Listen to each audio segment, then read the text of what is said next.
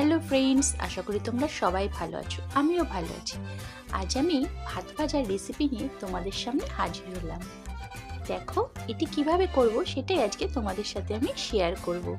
এটি কিন্তু খুব সহজে করেও নেওয়া যায়, আর আগের দিনের ভাত বেঁচে থাকলে সেটা ফেলে না দিয়ে কিন্তু আমরা এইভাবে করে নিতেই পারি, তাই না? দেখো এটা করার জন্য আমি এখানে কিছুটা পরিমাণের আলু, এখানে আমি দুটো আলু নিয়েছি, নিয়ে এরমভাবে সরু সরু করে কেটে নিয়েছি।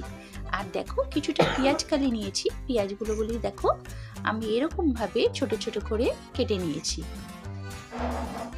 আর দেখো ফুলকপিগুলো আমি এখানে এরকম ভাবে ছোট ছোট করে কেটে নিয়েছি। আর এখানে কটা কাঁচা লঙ্কা দেখো আমি এখানে এরকম ভাবে চিড়ে নিয়ে নিয়েছি। লঙ্কাটা কিন্তু আমরা আমাদের স্বাদ অনুযায়ী নেব, কারণ যে যেরকম ঝাল খাবে। কিন্তু এখানে কিন্তু ঝালের পরিমাণটা একটু বেশি লাগে, কারণ ভাত ভাজা তো খেতে কিন্তু দারুণই লাগবে।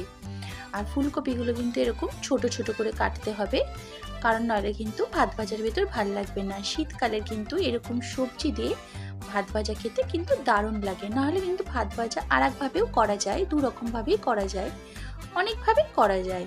শুধু আলু আর ডিম পেঁয়াজ দিয়েও ভাত ভাজা করা যায়, কিন্তু আমি ওইভাবে আজকে করিনি। আমি আজকে সবজি দিয়ে একটু ভাত ভাজা করব। তাহলে চলো কড়াটা স্টার্ট করি। সবজি তো কাটাও হয়ে গেছে, ধোয়াও হয়ে গেছে। এখানে আমি কড়াইতে জল দিয়ে দিয়েছি। জলে একটু নুন দিয়ে নিলাম, দিয়ে এবার একটু সামান্য পরিমাণে হলুদ দিয়ে ফুলকপিটা একটুখানি ভাপিয়ে নেব। কারণ ফুলকপি ভাপিয়ে সেদ্ধ করলে কিন্তু ভালোই লাগে, তেলের পরিমাণটা কমও লাগে আর তাড়াতাড়ি ভাজাও হয়ে যায়। তাই ফুলকপিটা একটুখানি দেখো আমি নুন হলুদ দিয়ে ভাপিয়ে নেওয়ার জন্য ফুলকপিগুলো আমি কড়াইতে সব দিয়ে দিচ্ছি।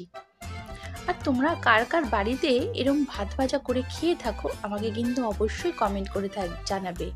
শীতকালে এরকম ভাত বেঁচে থাকলে সকালে কিন্তু ঝটপট এরকম একটু সবজি কেটে ভাত ভাজা করেই নিতে পারো, খেতে কিন্তু দারুণ লাগবে। দেখো ফুলকপিগুলো কিন্তু আমার একটু ভাপানো হয়ে গেছে, দেখেছো জলটা টকবক করে ফুটছে। এবার ফুলকপিটা আমি নামিয়ে ফেলবো। দেখো কড়াইতে আমি আবার তেল দিয়ে দিলাম। তেলটা গরম হয়ে গেছে, একটু সামান্য কালো জিরে আর দুটো শুকনো লঙ্কা ফোড়ন দিয়ে নিলাম। ফোড়ন দিয়ে এবার সেদ্ধ করে রাখা ফুলকপিগুলো আমি এবার তেলের মধ্যে দিয়ে দেব।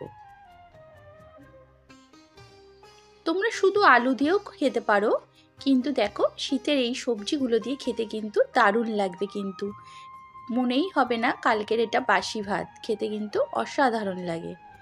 এবার দেখো একে একে আমি এবার পেঁয়াজ কালিগুলো সব দিয়ে দিচ্ছি। পেঁয়াজ কালি আলু সব দিয়ে দেবো কড়াইয়ের মধ্যে।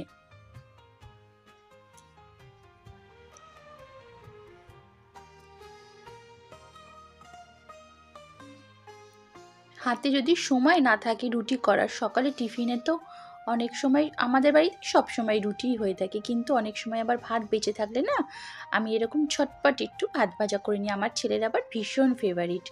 দেখো এর মধ্যে আমি পরিমাণ মতো নুন আর হলুদ দিয়ে নিলাম, দিয়ে এবার এগুলোকে কিন্তু একটু ভালো করে আগে ভেজে নিতে হবে। ফুলকপিটা তো সেদ্ধ করাই রয়েছে, শুধু একটুখানি আলু আর পেঁয়াজ কালিটা একটু ঢেকে ঢেকে ভেজে নেব।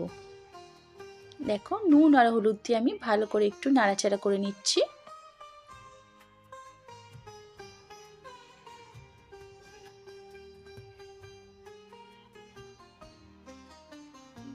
এবার এটা সেদ্ধ হওয়ার জন্য আমি এটা কিছুক্ষণের জন্য ঢেকে রাখবো।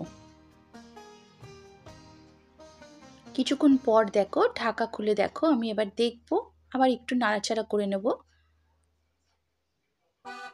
দেখবো আলুটা আমার সেদ্ধ হয়েছে কিনা, কারণ ফুলকপিটা তো সেদ্ধ করাই আছে, আর পেঁয়াজ কালি তো সেদ্ধ হতে সময় লাগে না।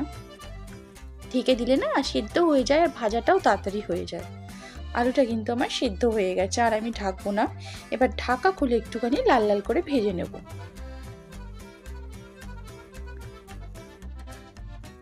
ঢাকাটা খুলে এটা কিন্তু আমি ভাজছি। আর এই দেখো কালকের আমার কিছু বাসি ভাত বেঁচে ছিল, এই ভাত দিয়ে আজকে আমি ভাত ভাজাটা করব।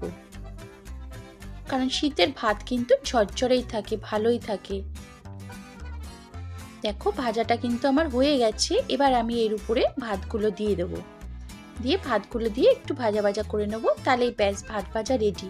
এটা করতে কিন্তু বেশিক্ষণ সময়ও লাগে না, ঘরোয়া কিছু সবজি দিয়েও করে নেওয়া যায়। আবার আপনি শুধু আলু দিয়েও করে নিতে পারবেন, খেতে কিন্তু দারুণ লাগে, আমার তো খুব ভালো লাগে। দেখো এবার আমি অল্প করে ভাত দেব, দিয়ে আবার একটুখানি ভালো করে একটু মিশিয়ে নেব সবজিগুলোর সাথে, আলু ফুলকপির সাথে।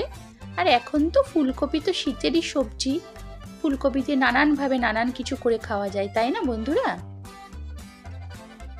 দেখো একটু নাড়িয়ে নিলাম, নাড়িয়ে কিন্তু এবার আমি বেঁচে থাকা ভাতগুলো এবার সবকটাই দিয়ে দেব। দেখো ভাতগুলো আমি সব দিয়ে দিচ্ছি।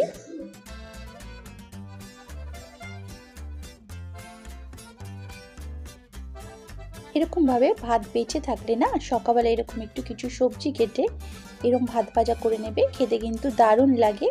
আর কিন্তু ছট করে হয়েই যায় সকালের টিফিনটা, তাই না?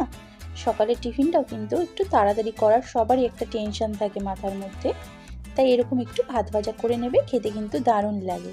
দেখো এবার ভাতটা দিয়ে আমি ভালো করে একটু নাড়াচাড়া করে নিচ্ছি, নিয়ে এবার একটু ভালো করে ভেজে নেব। আর নুনটা কিন্তু আমি ভাজার সময় দিয়ে দিয়েছি, আর নুন ব্যবহার করব না।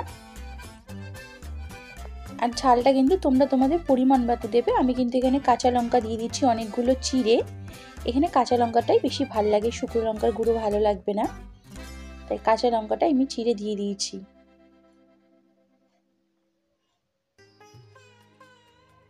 এবার দেখো ভাত ভাজাটা কিন্তু আমার হয়েই এসছে। এবার এর উপর দিয়ে আমি একটু সামান্য ধনেপাতা ছড়িয়ে দিলাম।